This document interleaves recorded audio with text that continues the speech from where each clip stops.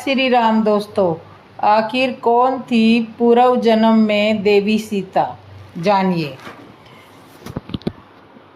आजकल हम कई लोगों से सुनते हैं कि रावण ने सीता जी का हरण किया, परंतु उन्हें हाथ नहीं लगाया। ये लोग रावण की बड़ाई करते नहीं थकते।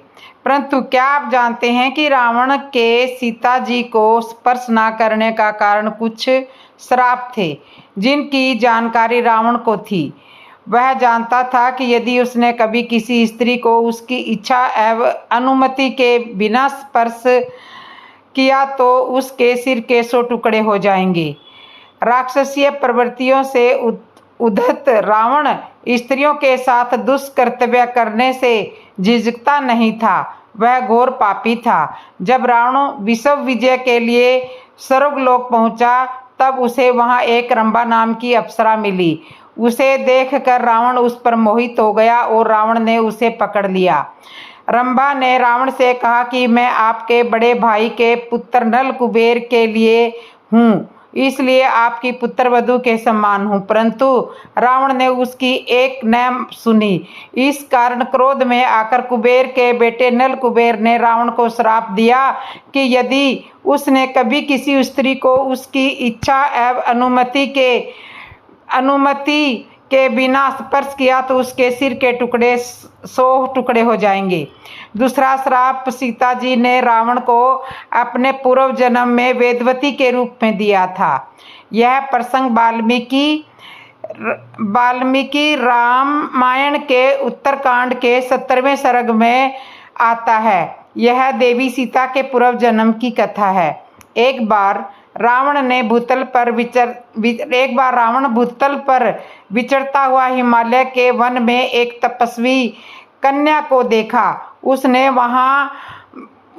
उनके अंगों में काले रंग का मृग चर्म तथा सिर पर जटा धेवे धारण किए हुए थे। वह ऋषि प्रोक्त विधि से तपस्या में लीन हो रही थी और देवांगना के समान उद्दीपित हो रही थी। उत्तम एवं महान व्रत का पालन करने वाली तथा रूप सौंदर्य से सुशोभित उस कन्या को देखकर रावण का चित्त काम जनित मोह के वशीभूत हो गया। उसने अट्टहास करते हुए पूछा, भद्रे, तुम अपनी इस युवा अवस्था के विपरीत यह कैसा बर्ताव कर रही हो? तुम्हारे इस दिव्य रूप के लिए ऐसा आचरण कदापि उचित नहीं है। तुम्हारे इस रूप की कहीं तुलना नहीं है। यह पुरुषों के हृदय में काम जनित उन्माद पैदा करने वाला है। अतः तुम्हारा तप में संलग्न होना उचित नहीं है। तुम्हारे लिए हमारे हृदय से यही निर्णय प्रकट हुआ है। तुम किसकी पुत्री हो? यह कौन सा व्रत कर रही हो? सुमुखी, तुम्हारा पति कौन है? वीरू, जिसके साथ तुम्हारा संबंध है, वह मनुष्य इस भूलोक में महान पुण्यात्मा है। मैं जो कुछ पूछता हूँ वह सब मुझे बताओ। किस फल के लिए यह परिश्रम किया जा रहा है? रावण के इस प्रकार पूछने पर वह यशस्विनी तपोधना कन्या उसका विधिवत आतिथ्य सत्कार करके बोली, अमित तेजस्वी महर्षि श्रीमान कुशध्वज मेरे पिताजी थे, जो बृहस्पति के पुत्र थे और बुद्धि में भी उन्हीं के समान माने जाते थे। प्रतिदिन वेद व्यास करने वाले उन महात्मा पिता से वाड़ंगी कन्या के रूप में मेरा प्रादुर्भाव हुआ है। मेरा नाम वेदवती है। जब मैं बड़ी हुई तब देवता, गंधर्व, यक्ष, राक्षस और नाग भी पिताजी के पास आकर मुझसे मांगने के लिए आए थे। महाबाहु राक्षस पिता ने उनके हाथ में मुझे नहीं सौंपा, क्योंकि उनकी इच्छा थी कि तीनों लोकों के स्वामी देवेश्वर भगवान विष्णु मेरे दामाद हों। इसलिए वे दूसरे किसी के हाथ में मुझे नहीं देना चाहते थे। उनके इस अभिप्राय को सुनकर बलाभिमानी देवराज शंभु उन पर कुपित हो उठा और उस पापी ने रात में सोते समय मेरे पिताजी की हत्या कर डाली। इससे मेरी महाभागा माता को बड़ा दुख हुआ और वे पिताजी के शव को हृदय से लगाकर चिता की आग में कूद गई। तब से मैंने प्रतिज्ञा कर ली थी कि भगवान नारायण के प्रति पिताजी का जो मनोरथ था उसे मैं सफल करूंगी, इसलिए मैं उन्हीं को अपने हृदय मंदिर में धारण करती हूँ। यही प्रतिज्ञा करके मैं यह महान तप कर रही हूँ। राक्षस राज नारायण ही मेरे पति है। उन पुरुषोत्तम के सिवा दूसरा कोई मेरा पति नहीं हो सकता। उन नारायण देव को प्राप्त करने के लिए ही मैंने इस कठोर व्रत का आश्रय लिया है। राजन, मैंने आपको पहचान लिया है। आप जाइए, त्रिलोकी में जो कोई भी वस्तु विद्यमान है वह सब मैं तपस्या द्वारा जानती हूँ। यह सुनकर रावण काम बाण से पीड़ित हो विमान से उतर गया और उस उत्तम एवं महान व्रत का पालन करने वाली कन्या से फिर बोला, तुम गर्विणी जान पड़ती हो, तभी तो तुम्हारी बुद्धि ऐसी हो गई है। मृग साव कलोचने, इस तरह पुण्य का संग्रह बुढ़ी स्त्रियों को ही शोभा देता है, तुम जैसे युवतियों को नहीं। तुम तो सर्वगुण संपन्न एवं त्रिलोकी की अद्वितीय सुंदरी हो। तुम्हें ऐसी बात नहीं करनी चाहिए। तुम्हारी जवानी बीती जा रही है। मैं लंका का राजा हूँ। मेरा नाम दशग्रीव है। तुम मेरी भारियां हो जाओ और सुखपूर्वक उत्तम भोग भोगो। पहले यह तो बताओ, तुम जिसे विष्णु कहती हो वह है कौन? तुम जिसे चाहती हो वह बल पराक्रम तप और भोग वैभव के द्वारा मेरी समानता नहीं कर सकता। उसके ऐसा कहने पर कुमारी वेदवती उस निशाचर से बोली, नहीं नहीं, ऐसा न कहो राक्षस राज। भगवान विष्णु तीनों लोकों के अधिपति है। सारा संसार उनके चरणों में मस्तक झुकाता है। तुम्हारे सिवा दूसरा कौन पुरुष है जो बुद्धिमान होकर भी उनकी अवहेलना करेगा? वेदवती के ऐसा कहने पर रावण ने अपने हाथ से उस कन्या के केस पकड़ लिए, जिससे वेदवती को बड़ा क्रोध हुआ। उसने अपने हाथ से उन केसों को काट लिया। उसके हाथ से तलवार बनकर तत्काल उसके केसों को मस्तक से अलग कर दिया। वेदवती रोष से प्रज्वलित सी हो उठी। वह जल मरने के लिए उतावली हो अग्नि की स्थापना करके उस निशाचर को दग्ध करती हुई सी बोली, नीच राक्षस, तूने मेरा तिरस्कार किया है, अतः अब तू इस जीवन को सुरक्षित रखना मुझे अभिष्ट नहीं है। इसलिए तेरे देखते देखते मैं अग्नि में प्रविष्ट हो जाऊंगी। तुझ पाप आत्मा ने इस वन में मेरा अपमान किया है, इसलिए मैं तेरे वध के लिए फिर से जन्म लूंगी। स्त्री अपनी शारीरिक शक्ति में किसी पापचारी पुरुष का वध नहीं कर सकती। यदि मैं तुझे श्राप दूं तो मेरी तपस्या क्षीण हो जाएगी। यदि मैंने कुछ भी सत्कर्म दान और होम किए हों तो अगले जन्म में मैं सती साध्वी आयोनिजा कन्या के रूप में प्रकट हूँ तथा किसी धर्मात्मा पिता की पुत्री बनूं। ऐसा कहकर वह प्रज्वलित अग्नि में समा गई। उस समय उसके चारों ओर आकाश से दिव्य पुष्पों की वर्षा होने लगी। उसके दूसरे जन्म में वह कन्या पुनः एक कमल से प्रकट हुई। उस समय उसकी क्रांति कमल के समान सुंदर थी। उस राक्षस ने पहले की भांति फिर वहां से भी उस कन्या को प्राप्त कर लिया। कमल के भीतरी भाग के समान सुंदर क्रांति वाली उस कन्या को लेकर रावण अपने घर आया। वहां उसने मंत्री को वह कन्या दिखाई। मंत्री बालक बालिकाओं के लक्षणों को जानने वाला था। उसने उसे अच्छी तरह देखकर रावण से कहा, राजन, यह सुंदरी कन्या यदि घर में रही तो इसके वध का कारण आपके वध का कारण यही होगी, ऐसा लक्षण देखा जाता है। यह सुनकर रावण ने उसे समुद्र में फेंकवा दिया। उसके बाद वह भूमि को प्राप्त होकर राजा जनक के यज्ञ मंडप के मध्यवर्ती भूभाग में जा पहुंची। वहां राजा के हल के मुख भाग से उस भूभाग के जोते जाने पर वह सती साध्वी कन्या फिर प्रकट हो गई। वही यह वेदवती महाराज जनक की पुत्री के रूप में पाद्रुभूत और प्रभु श्री राम की पत्नी हुई। महाबाहु श्री राम ही सनातन विष्णु है। इस प्रकार यह महाभागा देवी विचित्र काल्पों में पुनः रावण के उद्देश्य से मृत्यु लोक में अवतीर्ण होती रहेगी।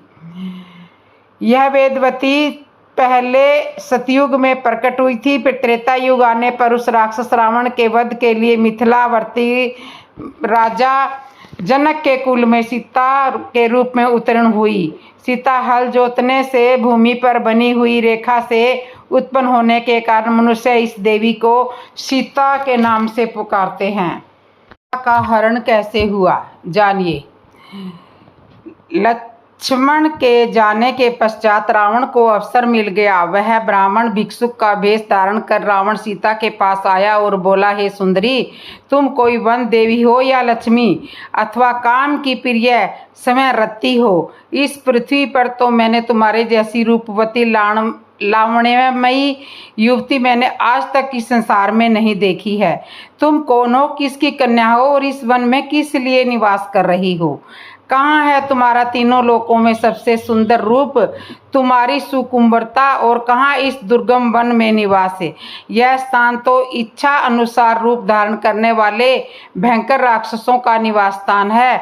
तुम यहाँ से चली जाओ, तुम यहाँ रहने योग्य नहीं हो। सीता ने कहा, हे ब्राह्मण, मेरा नाम सीता है। मैं मिथिला नरेश जनक की पुत्री और अयोध्यापति दशरथ के ज्येष्ठ पुत्र श्री रामचंद्र की पत्नी हूँ। पिता की आज्ञा से मेरे पति अपने भाई भरत को अयोध्या का राज्य देकर 14 वर्ष के लिए वनवास कर रहे हैं। उन पराक्रमी सत्यपरायण वीर के साथ मेरे तेजस्वी देवर लक्ष्मण भी है। आप अतिथि हैं, अतः इस आसन पर बैठकर यह जल और फल ग्रहण कीजिए। मेरे पति अभी आते ही होंगे। अब आप बताइए महात्मान, आप कौन है और यहाँ किस उद्देश्य से पधारे हैं? सीता का प्रश्न सुनकर रावण गर्ज कर बोला, हे सीते, मैं तीनों लोकों का स्वामी, 14 भुवनों का विजेता महाप्रतापी लंकापति रावण हूँ, जिसके नाम से देवता, दानव, यक्ष, किन्नर, गंधर्व, मुनि सभी भयभीत रहते हैं। इंद्र, वरुण, कुबेर जैसे देवता जिसकी सेवा करके अपने आप को धन्य समझते हैं। मैं तुम्हारे लावण्यमय सौंदर्य को देखकर अपनी सुंदर रानियों को भी भूल गया हूँ और मैं तुम्हें ले जाकर अपनी भार्या बनाना चाहता हूँ। हे मृगलोचने, तुम मेरे साथ चलकर नाना देशों से आई हुई मेरी अत्यंत सुंदर रानियों पर पटरानी बनकर शासन करो। मेरी नगरी लंका की सुंदरता को देखकर तुम इस वन के कष्टों को भूल जाओगी, इसलिए मेरे साथ चलने को तैयार हो जाओ। रावण का नीचतापूर्ण प्रस्ताव सुनकर सीता क्रोध सवर में बोलती, है अधम राक्षस, तुम परम तेजस्वी, अद्भुत पराक्रमी और महान योद्धा रामचंद्र के पराक्रम को नहीं जानते, इसलिए तुम मेरे सम्मुख यह प्रस्ताव रखने का दुस्साहस कर रहे हो। अरे मूर्ख, क्या तू वनराज सिंह के मुख में से उसके दांत उखाड़ना चाहता है? तेरे सिर पर काल नाच रहा है, इसलिए तू यह घृणित प्रस्ताव लेकर यहाँ पर आया है। तेरी मृत्यु ही तुझे यहाँ लेकर आई है। सीता के ये अपमानजनक वाक्य सुनकर रावण के अत्यंत कुपित हो गया और आंखें लाल करते हुए उसने कहा, सीते, तू मेरे बल और प्रताप को नहीं जानती। मैं आकाश में खड़ा होकर पृथ्वी को गेंद की भांति उठा सकता हूँ, समुद्र को एक चुल्लू में भर कर भी पी सकता हूँ। मैं तुझे लेने के लिए आया हूँ और लेकर ही जाऊंगा। यह कहकर रावण ने अपने ब्राह्मण भेष को त्याग कर विकराल रूप धारण कर लिया और दोनों हाथों से सीता को उठाकर अपने कंधे पर बिठाकर पुष्पक निकट खड़े विमान पर जाकर सवार हुआ। इस प्रकार अप्रत्याशित रूप से पकड़े जाने पर सीता ने हाय राम कहते हुए समय को रावण के हाथों से छुड़ाने का प्रयास किया, परंतु बलवान रावण के सामने उसकी एक नहीं चली। उसने उन्हें बांधकर विमान में एक ओर डाल दिया और तीव्र गति से लंका की ओर चल पड़ा। सीता निरंतर विलाप किए जा रही थी, हा राम, पापी रावण मुझे लिए जा रहा है। हे लक्ष्मण, तुम कहाँ हो? तुम्हारी बलवान भुजाएं इस समय इस दुष्ट से मेरी रक्षा क्यों नहीं करती? हाय आज कैकेयी की मनोकामना पूरी हुई। इस प्रकार विलाप करती हुई सीता ने मार्ग में खड़े जटायु को देखा। जटायु को देखते ही सीता चिल्लाई, हे आर्य जटायु, देखो लंका का यह दुष्ट राजा रावण मेरा अपहरण करके लिए जा रहा है। इस नराधम से आप मेरी रक्षा करने में आप असमर्थ हैं, क्योंकि यह बलवान है और अनेक युद्धों में विजय पाने के कारण इसका दुस्साहस बढ़ा हुआ है। आप रावण द्वारा मेरे हर लिए जाने का यह वृत्तांत मेरे पति से तो आवश्यक ही कह देना। सीता की करुण पुकार सुनकर जटायु ने उस ओर देखा तथा रावण को सीता सहित विमान से जाते देख बोले, अरे रावण, तू एक पर स्त्री का अपहरण करके लिए जा रहा है। अरे लंकेश, यह महाप्रताप भी श्री रामचंद्र जी की भार्या है। एक राजा होकर तू ऐसा निंदनीय कर्म कैसे कर सकता है? राजा का धर्म तो पर स्त्री की रक्षा करना है। तू काम के वशीभूत होकर अपना विवेक खो बैठा है। छोड़ दे राम की पत्नी को। हे रावण, मेरे समक्ष तू सीता को नहीं ले जा सकता। प्राण रहते तक तो मैं सीता की रक्षा करूंगा। ठहर, मैं अभी आता हूं तुझसे युद्ध करने के लिए। जटायु के इन कठोर अपमानजनक शब्दों को सुनकर रावण उसकी ओर झपटा, जो सीता को मुक्त कराने के लिए विमान की ओर तेजी से बढ़ रहा था। विशालाकार दो पर्वतों की भांति वे एक दूसरे से टकराए। क्रोध जटायु ने अपने पराक्रम से 2 बार रावण के धनुष को तोड़ डाला, उसके रथ को तहस नहस कर डाला और रावण के सारथी का वध कर डाला। उन्होंने मार मार कर रावण को घायल कर दिया। घायल होने के बाद भी रावण वृंद और दुर्बल जटायु से अधिक शक्तिशाली था। अवसर पाकर उसने जटायु की दोनों भुजाएं काट दी। पीड़ा से व्याकुल होकर मूर्छित हो वह पृथ्वी पर गिर पड़ा। जटायु को भूमि पर गिरते देख जानकी हाय राम हाय लक्ष्मण कहकर विलाप करने लगी। रावण ने सीता को उसके केश पकड़कर उठा लिया और आकाश मार्ग से लंका की ओर उड़ने लगा। उस समय उन्नत भाल वाली सुंदर कर्ण केशों वाली गौर वर्णा मृग नैनी जानकी का सुंदर मुख रावण की गोद में पड़ा। ऐसा प्रतीत हो रहा था जैसे पूर्णमासी का चंद्रमा नीले बादलों को चीर कर चमक रहा हो। सीता का क्रुधन सुनकर वन के सिंह बाघ मृग आदि रावण से कुपित होकर उसके विमान के नीचे उसके पीछे पीछे दौड़ने लगे। पर्वतों से गिरते हुए जल प्रताप ऐसे प्रतीत हो रहे थे मानो वे भी सीता के दुख में दुखी होकर करुण क्रुधन कर रहे हों, आंसू बहा रहे हों। श्वेत बादल से आच्छादित सूर्य भी ऐसा प्रतीत हो रहा था जैसे अपनी कुल वधू की दुर्दशा देखकर उसका मुख श्रीहीन हो गया हो। सब सीता के दुख से दुखी हो रहे थे, दुष्ट रावण से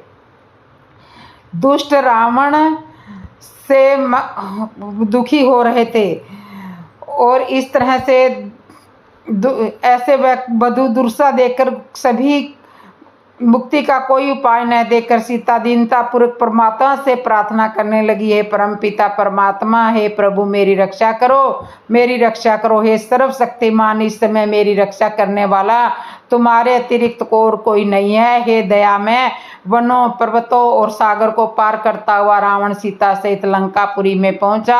वहां उसने सीता को मैं दानव द्वारा निर्मित सुंदर महल में रखा और क्रूर राक्षसियों को बुलाकर आज्ञा दी कि मेरी आज्ञा के बिना कोई भी इस स्त्री से मिलने न पाए और वह जो भी वस्त्र आभूषण खाद्य पदार्थ मांगे वह तत्काल उसे दिया जाए। इसे किसी प्रकार का कष्ट नहीं होना चाहिए और न कोई इसका तिरस्कार करे। आज्ञा अवज्ञा करने वाले को दंड मिलेगा। इस प्रकार राक्षसिनियों को आदेश देकर उसने महल में पहुंचा। वह अपने महल में पहुंचा। वहां उसने अपने 8 शूरवीर सेनापतियों को बुलाकर आज्ञा दी, तुम लोग जाकर दंडक वन में रहो। हमारे जन्म स्थान को राम लक्ष्मण नाम के 2 तपस्वियों ने उजाड़ दिया है। तुम वहां रहकर उनकी गतिविधियों पर दृष्टि रखो और उनकी सूचना मिले मुझे यथाविध शीघ्र देते रहो, अवसर पाकर उन दोनों की हत्या कर डालो। मैं तुम्हारे पराक्रम से भली भांति परिचित हूँ, इसलिए उन्हें मारने का दायित्व तुम्हें सौंप रहा हूँ। दुख से कातुर और राम के वियोग में आंसू बहाती हुई सीता के पास जाकर रावण बोला, शोभने, अब उस राज्य से दीन तपस्वी राम के लिए आंसू बहाना व्यर्थ है। राम में इतनी शक्ति कहाँ है कि तुम्हें यहाँ से ले जाए? यहाँ तक आने का मनोरथ भी नहीं कर सकते।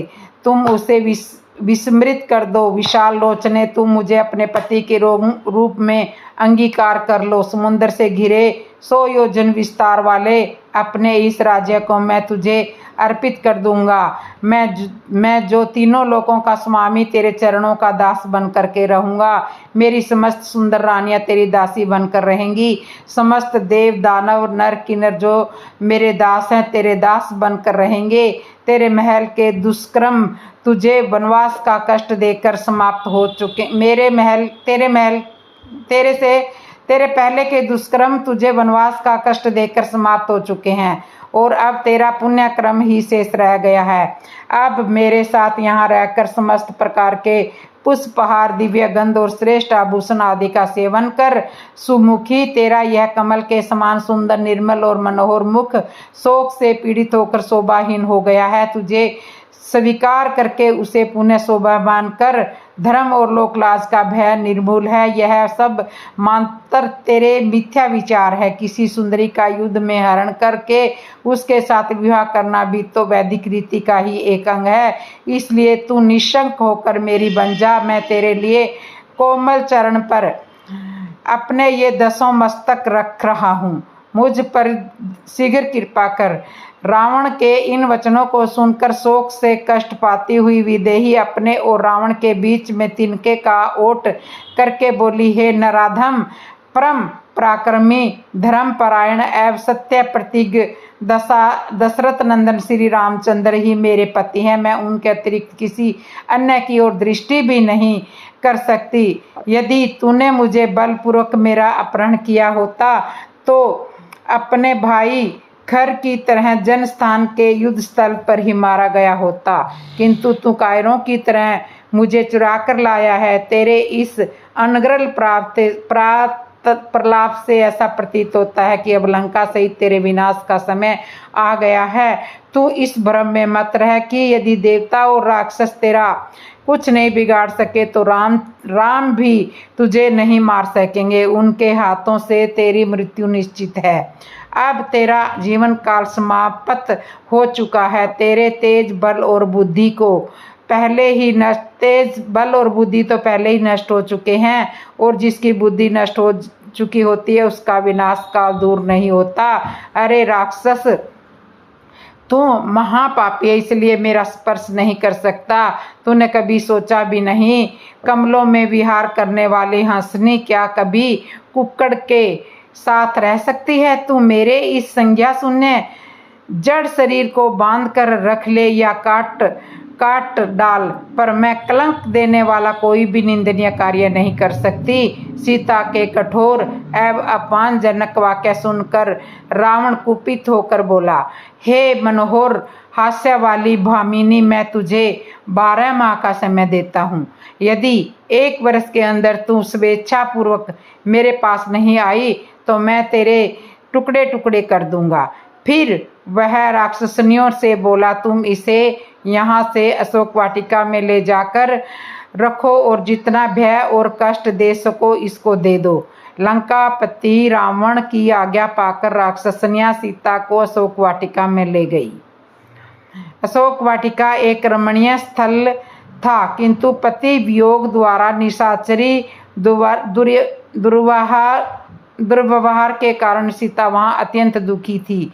सीता का अशोक वाटिका में प्रवेश जानकर पितामह ब्रह्मा देवराज इंद्र के पास आए और बोले, सदा सुख में पली हुई पतिव्रता महाभागा सीता पति के चरणों के दर्शन से वंचित होने के कारण दुख और चिंताओं से संतप्त हो गई है और प्राण यात्रा भोजन नहीं कर रही है।